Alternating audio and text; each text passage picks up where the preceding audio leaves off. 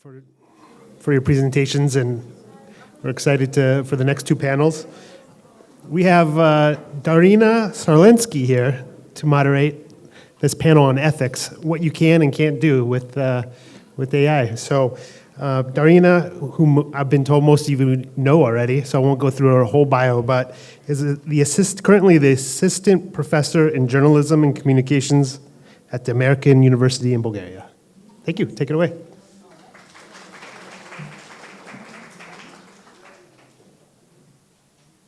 Okay, how many PhDs does it take to turn a microphone on? We'll test that in a minute. Hi everyone, welcome back. We are the lucky panel after the lunch break, gotta love it.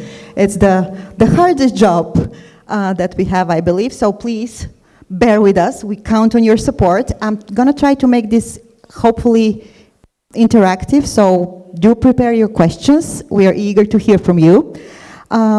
And it's time for the research panel because ChatGPT did catapult in all our lives rather abruptly about the same time last year.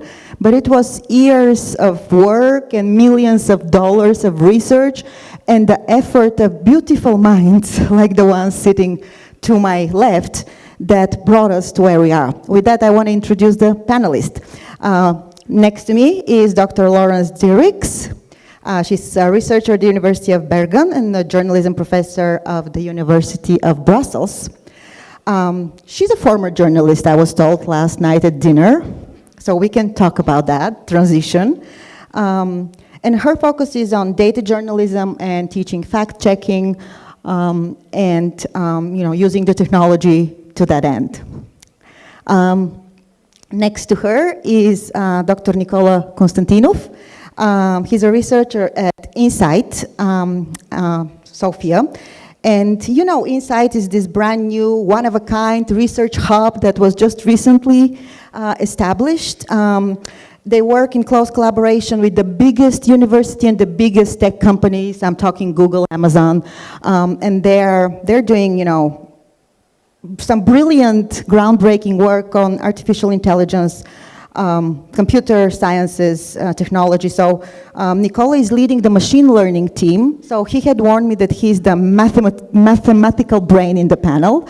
But I think he's the right person for this discussion because we do want to look under the hood and see what you guys have been doing to get us so passionate and yet concerned about this technology.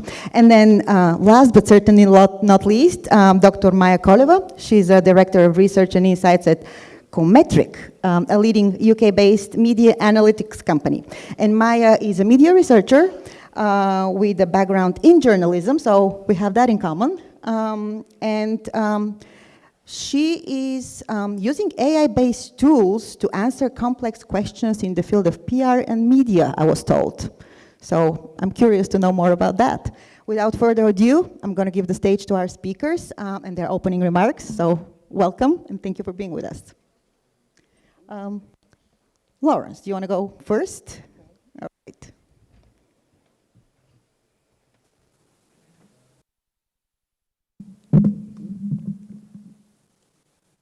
Hi everyone.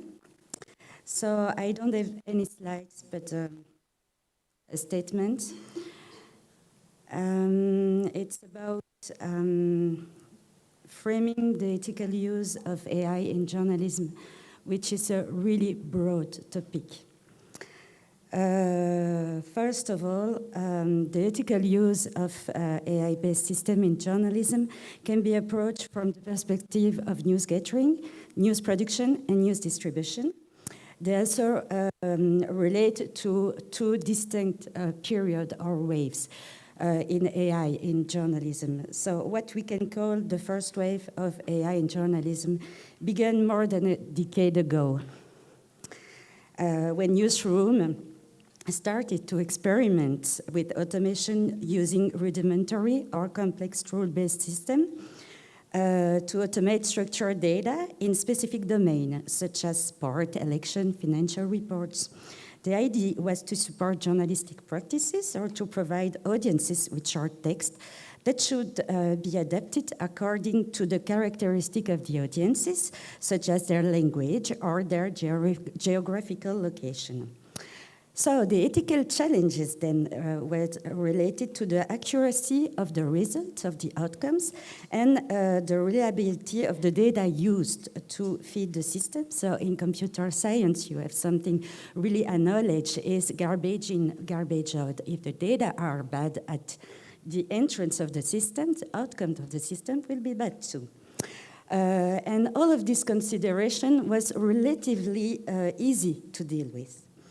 Another ethical challenge was the need to inform the audiences about the non-human nature of the author of the content. The use of AI technologies in news production did not only concern content generation, but ethical debates in Europe, mostly the other kinds of applications, such as supporting investigative journalism. In the field of news recommendation and news personalization, the main ethical challenges were related to the informed consent of users and the ethical and legal requirements of privacy and security of the data. They were also concerned about the danger of creating filter bubbles or echo chambers, why the polarization of public debates have never been so worrying. So then we are coming to the second wave since the rise of ChatGPT. So it is estimated that nowadays that at least 50% of the newsroom in the world are using now generative AI in the workflows. So ChatGPT is a system in itself that cannot be considered fully ethical. Why? Because it uses copyrighted data without attribution or compensation, the use of biased data coming from, for instance, from political, religious websites, data trained by low-paid workers, especially in Africa.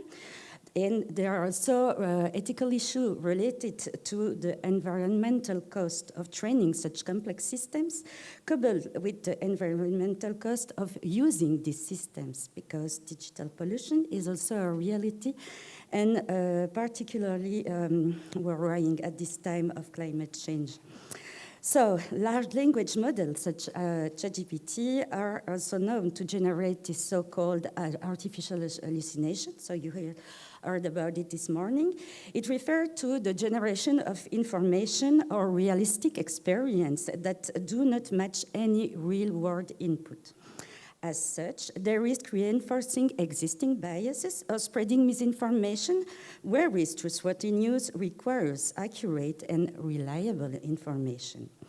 So at the University of Bergen, we were interested to know how the self-regulation bodies and newsrooms in Europe frame this ethical use. So we analyzed 34 guidelines from 11 countries, and we found that the majority of these texts were published after the launching of ChatGPT, meaning that AI was not really at the center of the ethical preoccupation until then. We found that transparency was at the forefront of all of this ethical consideration, and also audiences should be informed about using AI-based systems in journalism. Transparency is critical to maintaining the accuracy, reliability, and fairness of AI systems, which are the levers for accountability and trust. Therefore, all decisions should remain under human control and responsibility, meaning this technology must be considered part of the editorial processes. However, opening the black box of journalism, or AI-driven journalism, we can say, is insufficient because transparency does not equal explainability.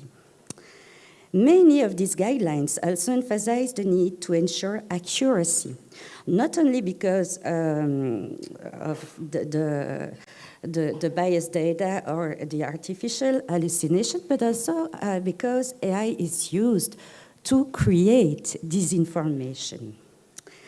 In this context, it is really difficult for the readers to make the difference what is information, what it is disinformation, and it can create confusion. Of course, there are like machine-generated content detectors, but they are not working really well. They create a lot of false positive and false negative. And what's their point if these systems are used also by the news media? In the AI Act, the EU Commission adopted a risk-based approach to frame the development of AI-based technologies in Europe. The recommendation adopted by the French Press Council reflect the same kind of consideration.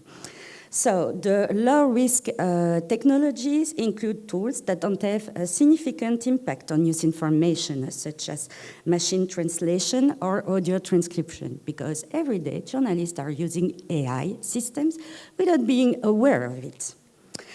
The moderate risk refer to the systems that are likely to affect the quality of the news and that they don't have a significant impact, but they might. So it's about translating articles published in a language and then in another language. You have also the high-risk system, whose realism may mislead audiences or present information contrary to the fact, and this system should be really avoided. Since this research, new guidelines and recommendations have been published, so it is an ongoing movement showing the need for framing ethical uses. And as far as we know, only the Finnish broadcaster, YLE, has considered environmental issues in its guidelines. But ethical challenges are not only related to guidelines or self-regulation. It is also about the working condition of the journalist, the division of the labor between the humans and the machine. It is about the need to think about the deskilling and upskilling phenomenon and the need for continuous training within newsroom. It is also about the increasing workload and finally the question of augmenting, transforming or replacing journalism. Other challenges are much more related to the need to promote data and AI literacy within newsroom, as well as to promote digital media literacy towards audiences. So that's a really broad picture with a lot of challenges, and we can discuss it further then during the debates. Thank you.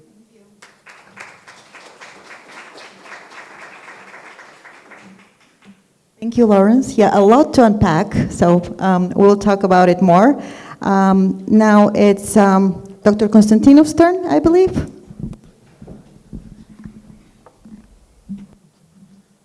Thank you very much, and thank you also to the organizers for inviting me here.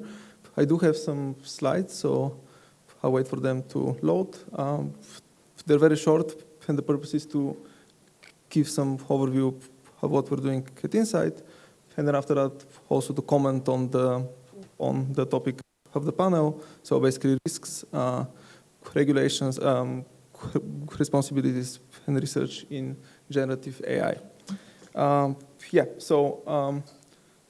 Beginning with background, so I am a mathematician by training.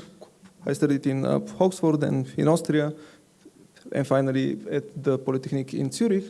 And now I'm a faculty member of INSAIT. So in terms of what my group at INSAIT does, we focus on mathematical guarantees for trustworthy machine learning. So this means that we try to formally prove that AI is beneficial to societies in specific applications. And we do this through analyzing the algorithms themselves and mathematically certifying their performance. So a sample of topics, oopsie. Oh yeah, there is a... I was going to make the headlines. Just a little bit. Yeah, so some examples of topics that we work on is collaborative machine learning. So we are aiming to make machine learning accessible to everyone and to incentivize data sharing and collaborative learning of AI models. And we also work on aspects like fairness and privacy of machine learning models, robustness, interpretability, and similar desirable properties. And in terms of tools, this is mathematics, so we focus on statistical learning theory, optimization, game theory. So these are all formal frameworks for helping us to understand complex systems. And about INSAIT, it's a new research institute that was founded as part of the University of Sofia in collaboration with the polytechnics in Zurich and Lausanne. And as was already mentioned, we are supported by companies like Google, Amazon, SiteGround, and we focus on fundamental mathematical research and in computer science. So now going to the topic of the panel, basically, I thought that I'll highlight mostly the risks of machine learning and AI models, because these also inform us about our responsibilities as scientists and also the research we should do to address these risks. And I thought that from an academic perspective, or at least my perspective, there are three main types of risks that I see. So the first one is coming from imperfections of AI models. So at the end, it's clear that AI is a software and it's not perfect, so it is very good at doing certain tasks, but it doesn't always work very well. And sometimes it has been shown that it's prone to unfair behavior, to not respecting the privacy of people's data, and other type of problems. So for this reason, as scientists, we try to work on our algorithms and improve their robustness, privacy, and other desirable properties. On the other hand, there is also the risk from malicious use of AI, and I think that this was brought up many times in the context of this conference. Basically, some malicious actors might use it for disinformation, for fake news, or abusing copyright, etc. So this basically needs. Implies there is more need for regulations on AI and discussing this. And I'm bringing this up because I thought this is important in the present context. So obviously regulations are something that we should discuss beyond just science and beyond just in the legal sense. Basically, this is an interdisciplinary field. What is the regulations we should impose on AI? This requires serious discussions from multiple organizations and entities. And finally, something that I think is specific to the AI technology as a risk, because all these previous risks, they arguably hold for any type of software or any technology, but the last one is misunderstanding the abilities that AI has. And I think this is something relatively specific to AI, because we're always tempted to think of AI as a human-like type of a program, because this is how we call it, and also because it seems to be doing things that humans can, like read text or analyze images, etc. But on the other hand, this is just technology, so it's clear that it's not exactly equal to a human, and it will never be. And in this sense, there is the need to communicate what is the scope of AI algorithms, and to also understand how the society basically perceives the AI technology, and give feedback as scientists. Basically, this is something that we as scientists can do, and this would help to, on the one hand, not be scared of AI, because I think that sometimes people tend to be scared. They think that they can take over the world or other things. And on the other hand, it can help us to also understand that it will never be perfect, so we cannot just let it to choose for us and control our lives, but instead we should use it just together with humans as a tool, basically. We should use it as a tool to help us in our daily activities. And in the context of this conference, I think that the last point is particularly important, because this communication, it can happen exactly in collaboration with media and journalists. So thank you.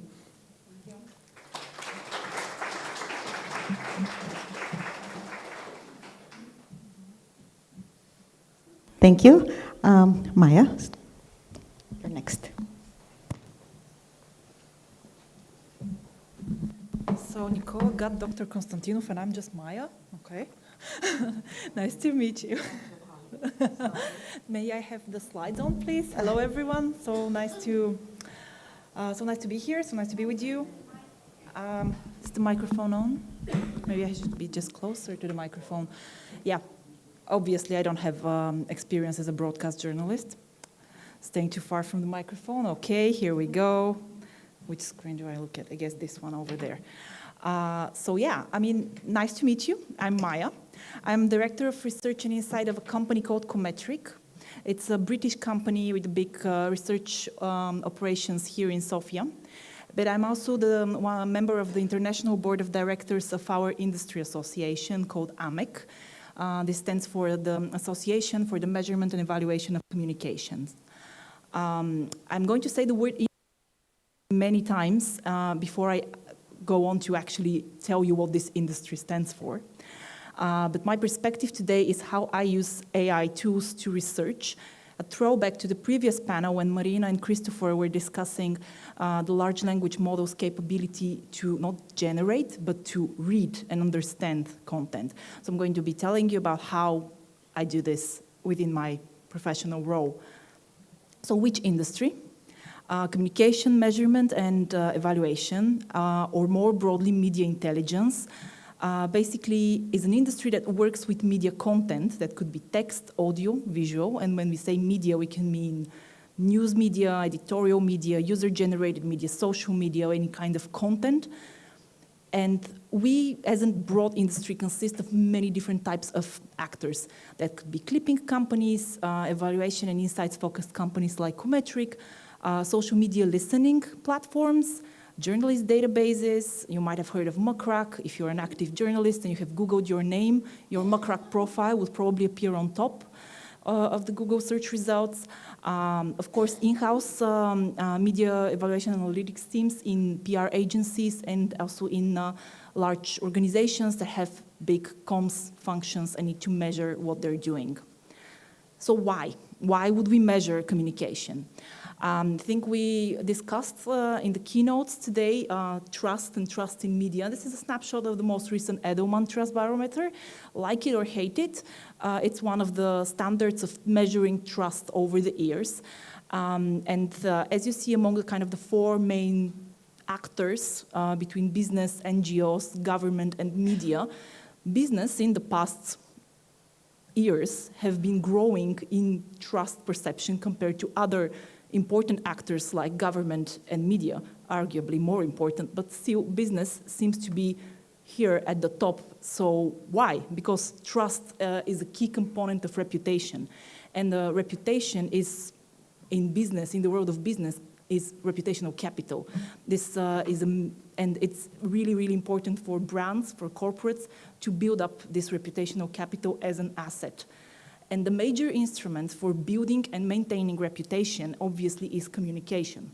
And this communication could be anything a stakeholder openly puts out there in terms of their active communication via their own channels, on their website, on their social platforms, but of course also what is written about them or what is reported on them in news media.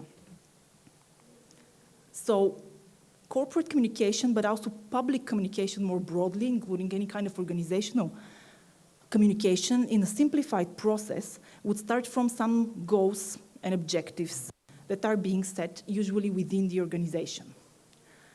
Then it's the planning and strategy definition process.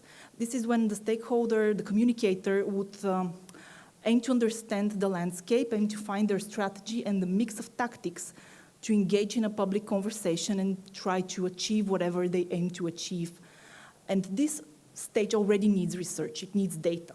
It needs understanding a media landscape, better understanding of social media conversations, of stakeholders, key teams, key points, who are the journalists covering this topic, who are the influencers on social media, what are the journalists' biases? Is it worth it to even pitch to that journalist if they are not going to report favorably on you? And in that stage, communicators would also define what success would look like. And this is when they will go on to execute their tactics. While they're executing their communication tactics, they would require monitoring, post-checks, course corrections if something is not working out as intended, which is again where my industry kicks in and we support communicators. And finally, outcomes and impact measurement, the so what.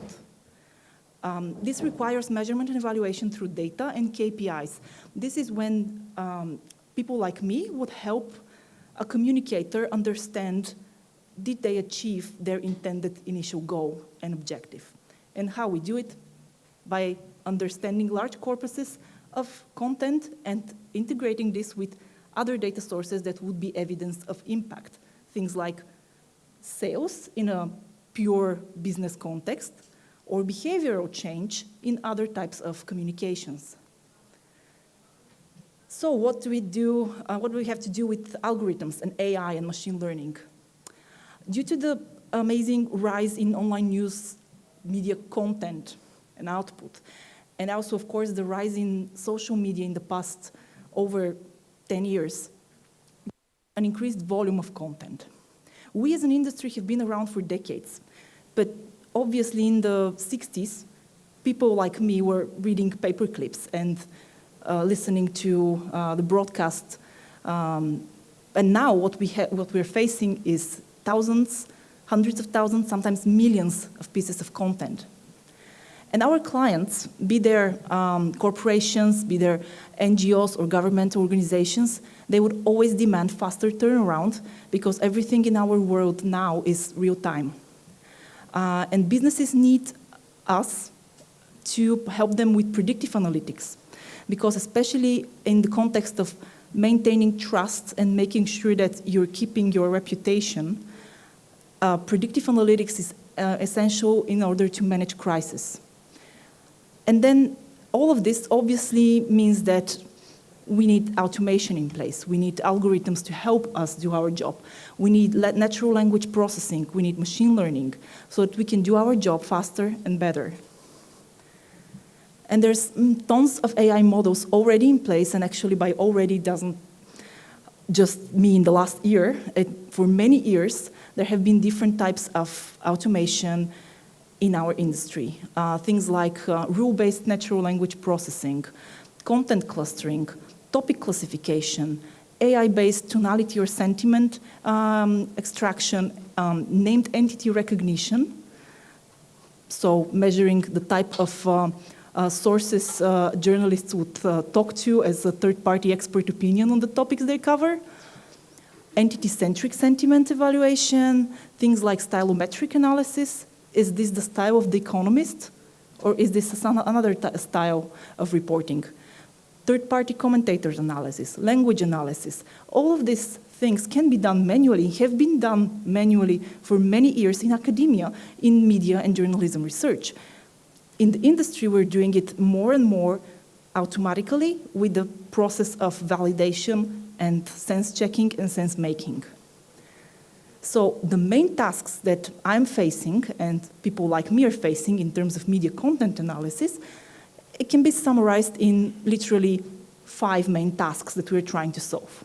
We either need to prioritize content, which would be, here we have all of the news about the recent conversation at the European level for regulating AI. How do we prioritize the most important pieces of content? Which are the articles or the media commentaries that are most important? We need to include them in a newsletter to deliver to the European Commission or to OpenAI or to another stakeholder that would be interested in this debate. So this is a question of prioritization. Summarization. In a huge media conversation, in a huge landscape where we have hundreds and thousands of pieces of content, how do we summarize a big conversation? Extraction. What do we want to extract from this? Who are the, let's say, the brands mentioned and implicated in this media coverage? Is anyone mentioning OpenAI? Is anyone mentioning Google or Facebook or Meta? Classification. What is positive? What is negative? What is about ethics and what is about environmental issues? How do we classify this content? And finally, what kind of meaning and insights can we generate based on these corpuses? And these are things that we've been doing as human analysts. And all of these things can be done by tools. Something can be just rule-based, or something can be based on classic machine learning with corpuses of training data. And a lot of those tasks can be done, and actually all of those tasks can be done to certain degrees, to certain success rates by large language models. So,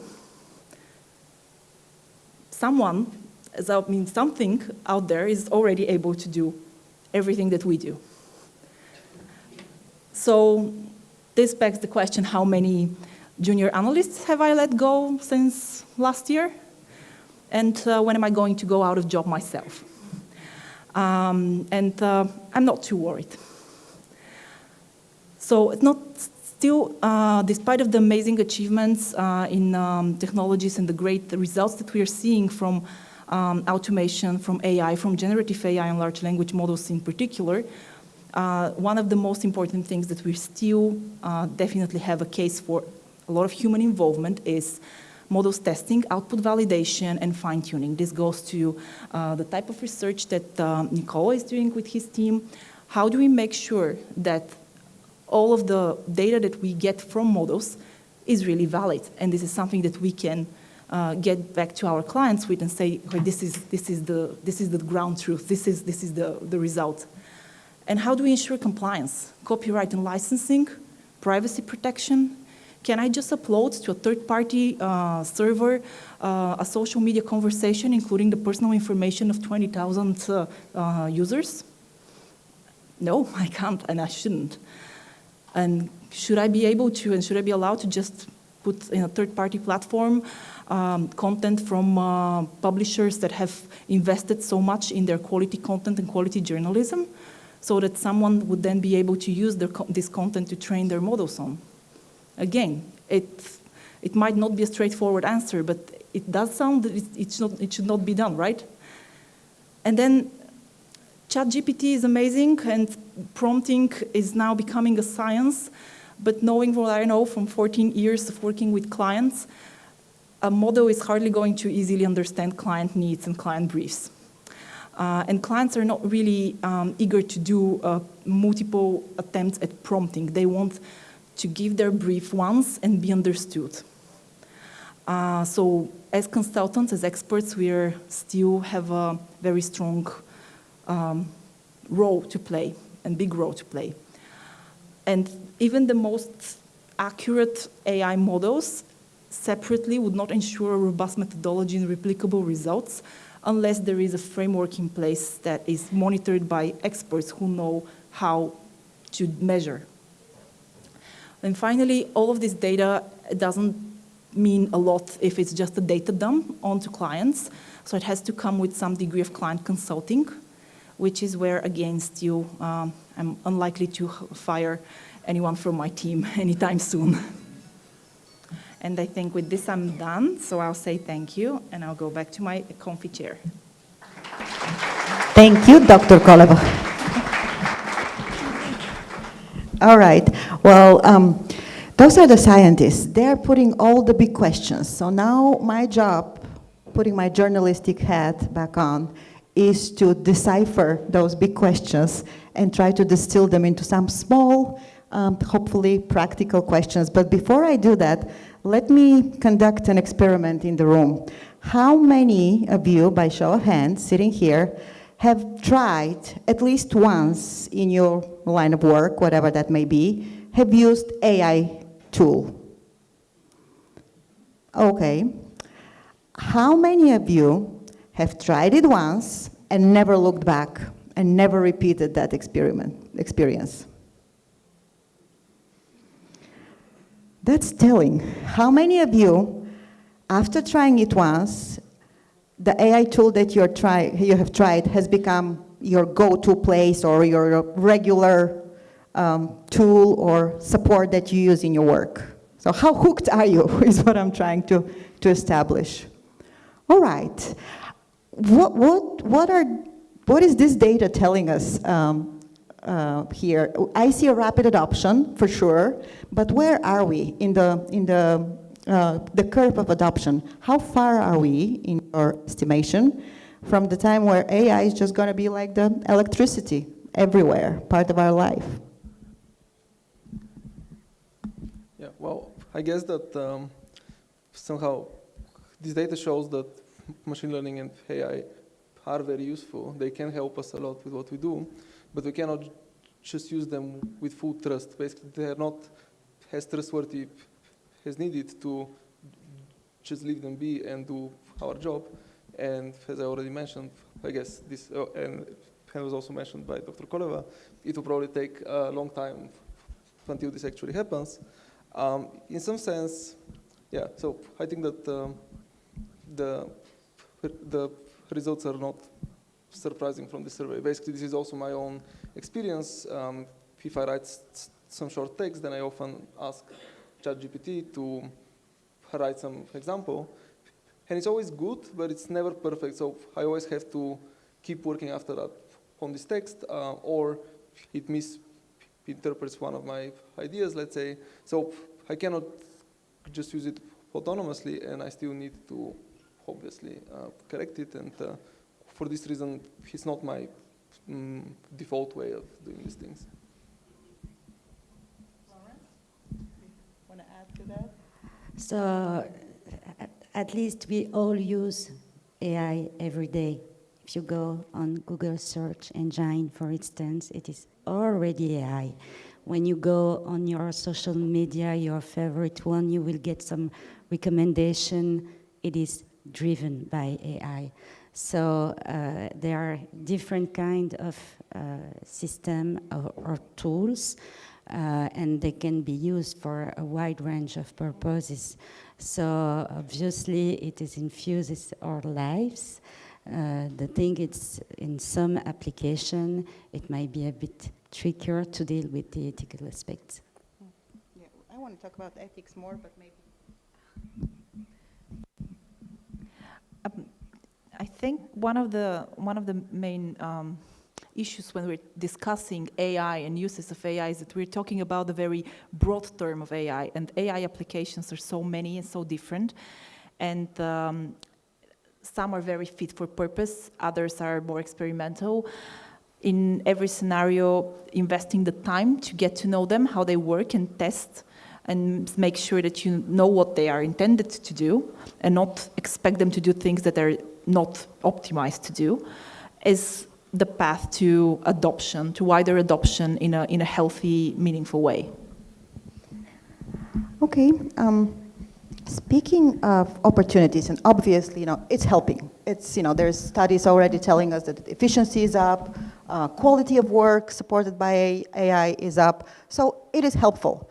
But what are the things that we don't see? Because I bet in the early 2000s, a bunch of newspaper editors were sitting in a room saying that, no, the internet is not going to take our jobs away. So we in journalism, we are traumatized a little bit by new technology.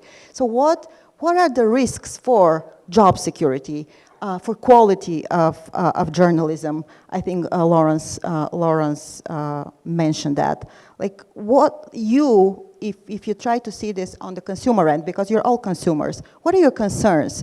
How is AI going to change your media consumption 10 years from now? And the trust in the media too.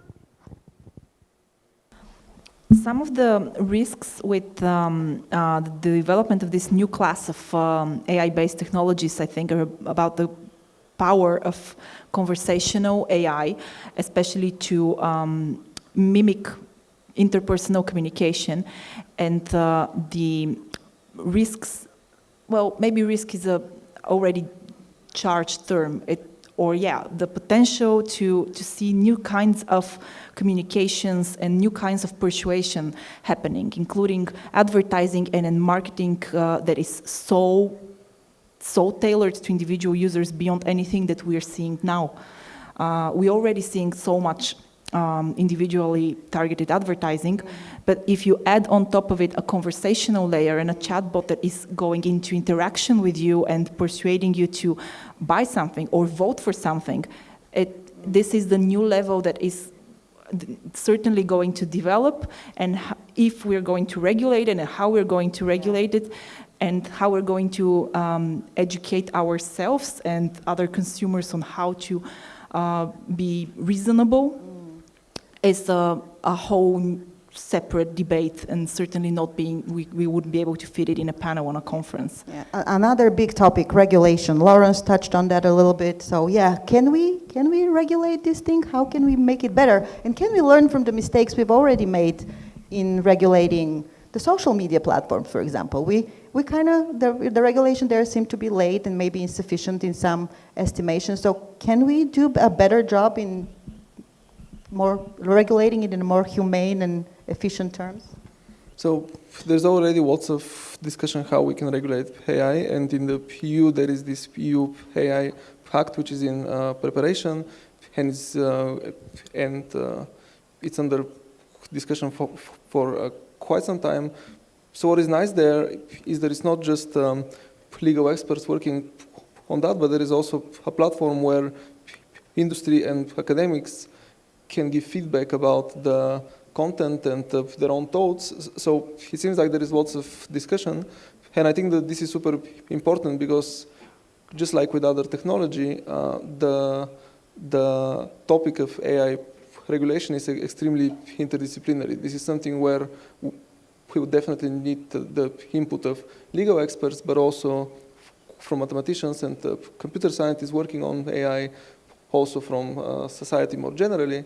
So it's a process, and it's good to see that it seems like there is good understanding that this would take time and effort. And on the other hand, there is the risk of over-regulating, right? So this is something that is also discussed, especially in the US, because this is also kind of a strategic aspect where the competition with other countries can also dictate that we're a bit more relaxed about the regulations. So it's a trade-off, and it's kind of a moral dilemma as well. Absolutely. Laurence, do you want to add to that? So I guess in terms of regulation, the approach of the AI Act is really ambitious, it's really interesting in the way how they describe AI technology that are likely to cause harm, and that's really important. And we have already this kind of AI technology in disinformation, so it became more and more accessible for people to fabricate, to manipulate content, image, video, audio, and everything. Social media are also platforms where wars are occur. So it's really worrying, and despite the DSA, for instance, and the code of practice signed between the EU Commission and some major actors, it is not enough. It is really not enough. Disinformation spread faster than the news. Once it is debunked, the disinformation doesn't stop to live. And there are also a huge responsibility from the platforms such as X. So for instance, Elon Musk withdrew from the code of practice, which is really worrying. And if you want to have a lot of disinformation on the war in Ukraine, on the war in Israel and Palestine, please go to X, you will find the best. Yeah, I'm gonna expand on what you just said, that the misinformation is always faster. The sensationalist clickbait headline is always gonna reach more minds and fingertips. So can we get ahead of the game? I like borrowing from the previous panel, this idea of pre-bunking, because we know that fact-checking, Laurence can probably confirm that, is not necessarily very effective, because how do you guarantee that people who have already been polluted by the misinformation are going to reach, the same people are going to be reached by the truth information. So can this pre-bunking thing work just to be more innovative and use the technology as opposed to address a crisis rather than to use it to prevent a crisis? Nikola, I guess that's you looking under the hood of it. Do you think it can be used that way?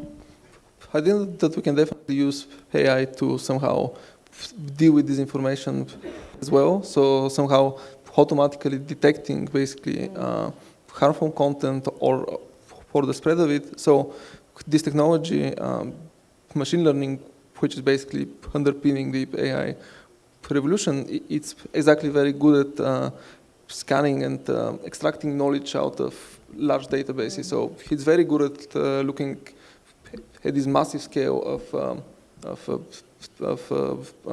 online content and somehow extracting knowledge out of it and identifying some problems and issues. So yeah, in this sense.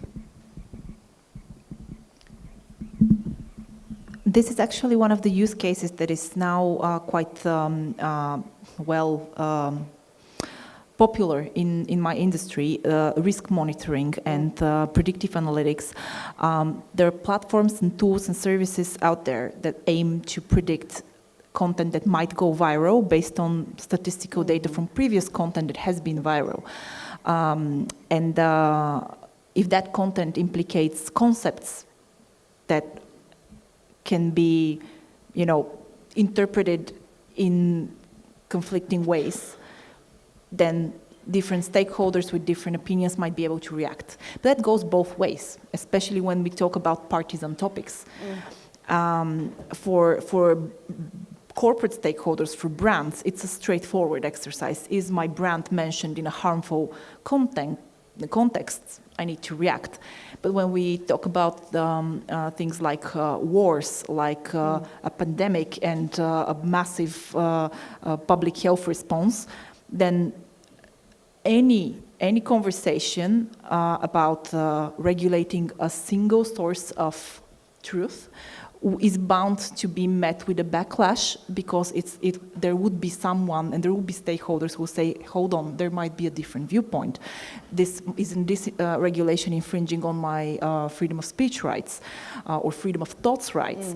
And this is going to always be a very, very difficult and contentious conversation. Regulating anything in this field of technology is above national, and regulation is inherently national level. So it's always going to be a big, big challenge. So to me, any regulation needs to, any solution would need to involve a very, very significant degree of industry self-regulation, and certainly a very, very significant degree of public sector and academic sector response, again, through technology. You cannot regulate technology with laws. You can only regulate technology with technology.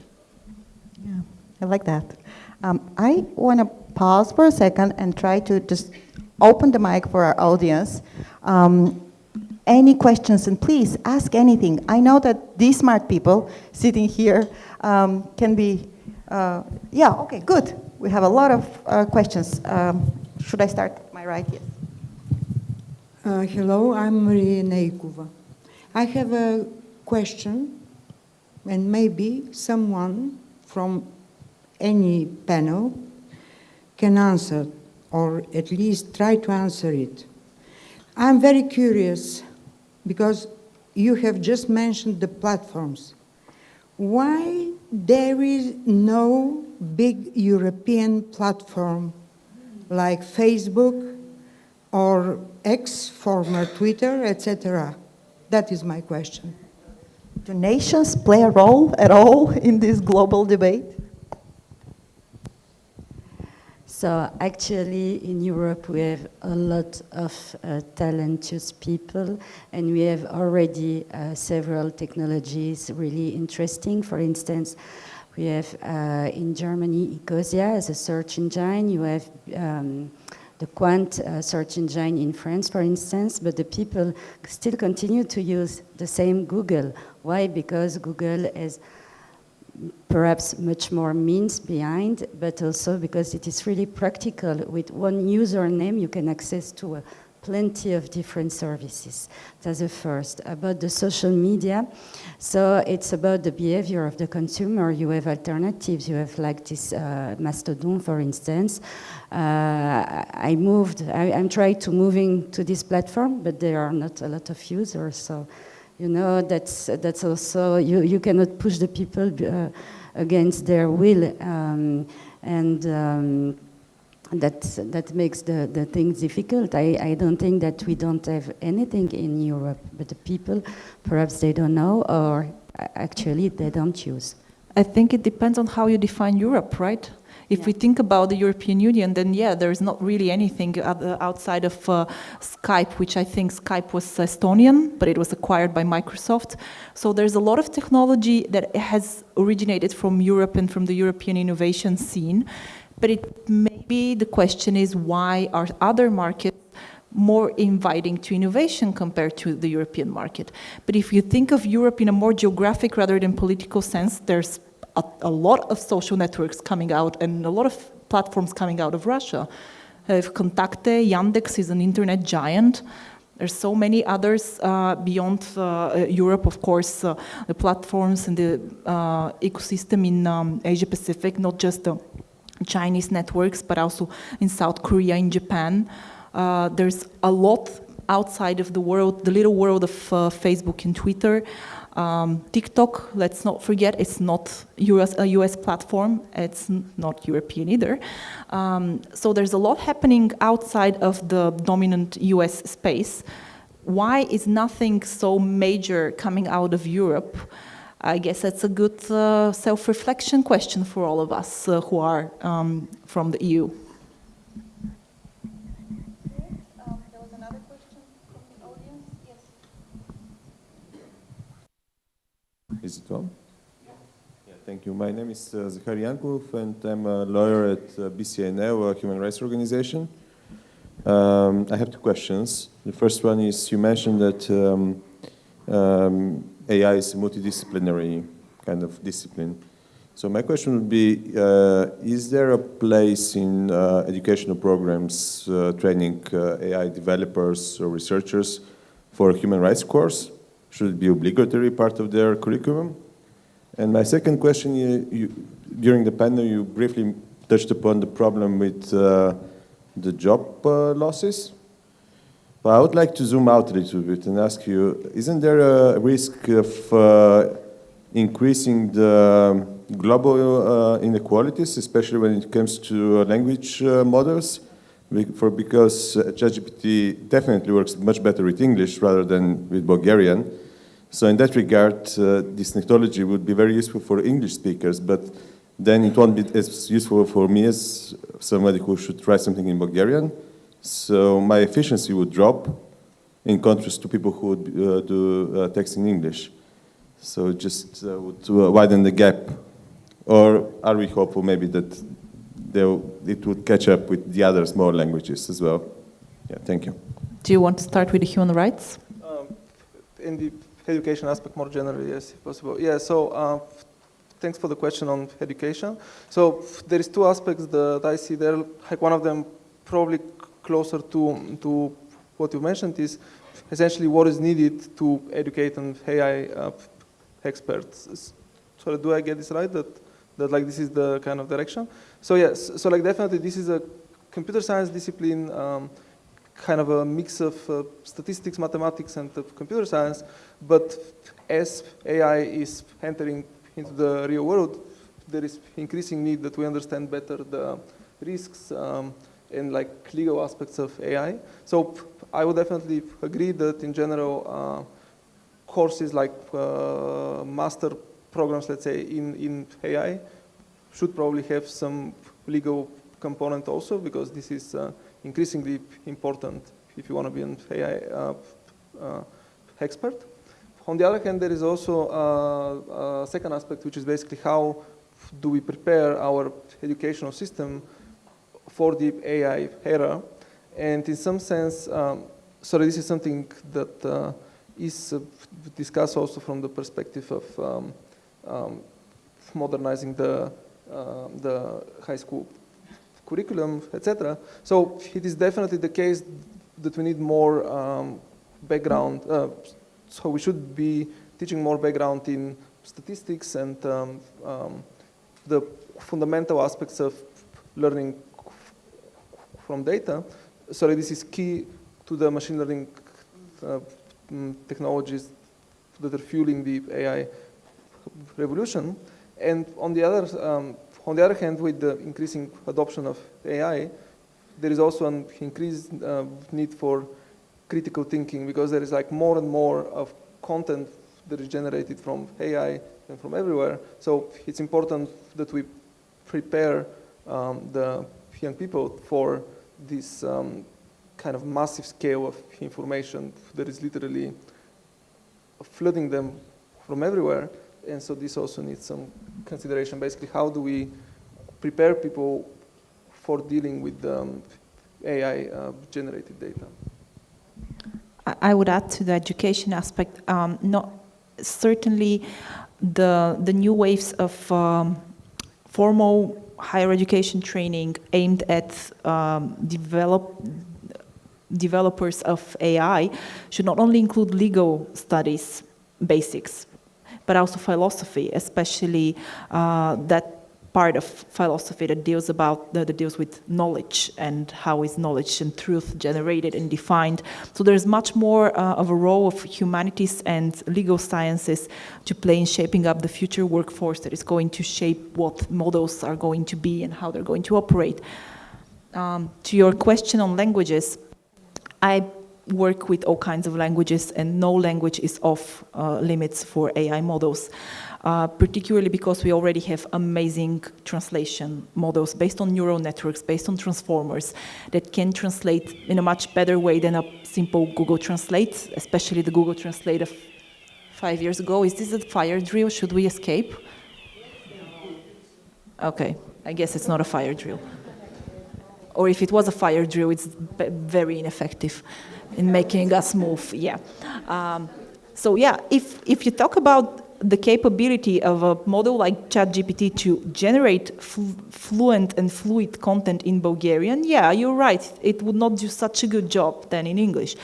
But my use case is the understanding and classifying of content, and it does an amazing job in any language I have tried, most recently with Suomi.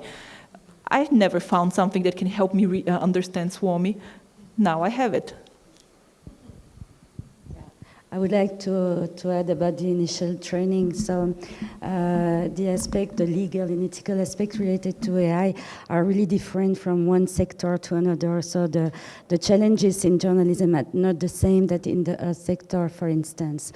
But in journalism, there can be also framed from inside the news organization, from inside the newsroom. For instance, one of the first guidelines on AI in journalism was published by the BBC, and it was not for the journalist, but for the machine learning engineers. And that was really clever, because these people are not trained in journalism.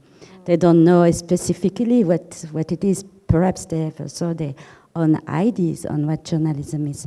And it is, I think, a clever move, and it should be a bit more inspiring across the other newsrooms.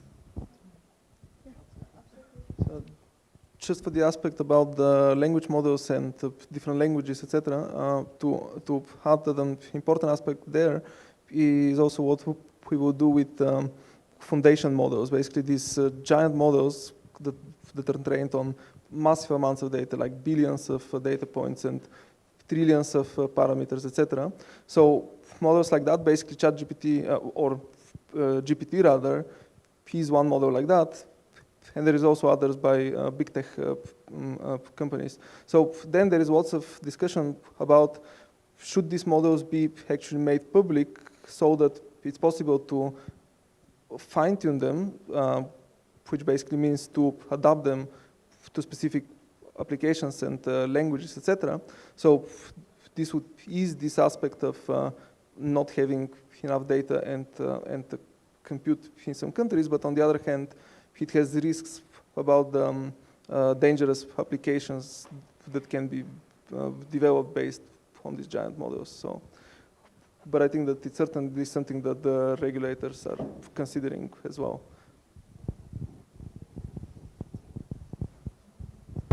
All right, I know we only have 2 minutes. Do we have a pressing question from the audience, real quick? If not, I want to end it on a positive note. Nikola, I like what you said, and I'm going to remember it, that AI is not going to become more intelligent than us. Do you promise? I'm going to hold you accountable to that. Not soon is your safe bet. So that's the kind of the anti-utopian question is, are we going to be replaced by robots? Are we going to become the second most intelligent creatures on the planet anytime soon in our lifetime? A couple of months ago, I was talking about generative AI to amazing students from the American University of Bulgaria, and someone from the audience asked me a question: what am I going to do when AI replaces me? And I still, 6 months on, with more and more experience in this, in applying AI to my work, I see that it's not so far in the future that AI and tools will be able to do 95% of my job. But for the 5% remaining, I will be able to charge the same that I charge now for the 100%. I'm cool with that.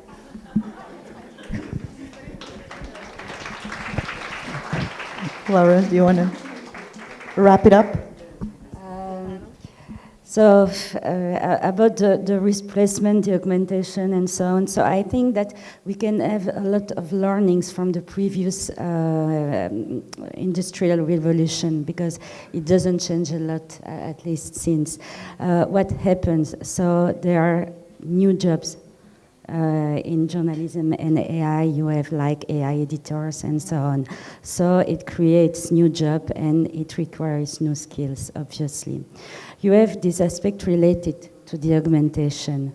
So providing tools to journalists to make a better job, to deal with vast amount of data that would be humanly impossible to deal with without this technology. That's really important.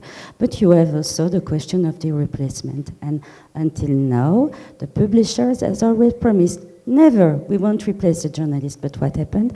They replaced journalists in the US and in Germany, for instance.